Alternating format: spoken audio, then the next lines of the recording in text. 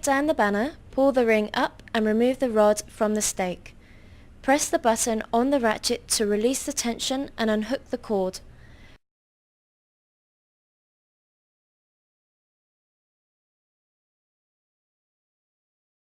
Remove the elbow from the short sleeve of the banner.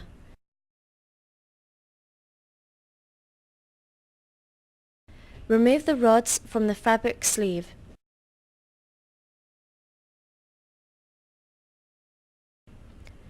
Pull the rods apart.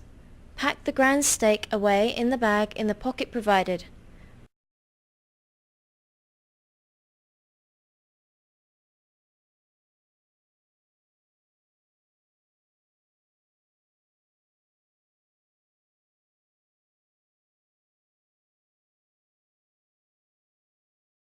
Fold the banner in half. Place the banner on the ground and place the rods on top. Roll the fabric around the rods and place these in the carry bag provided. Note, always ensure the banner is completely dry before packing it away.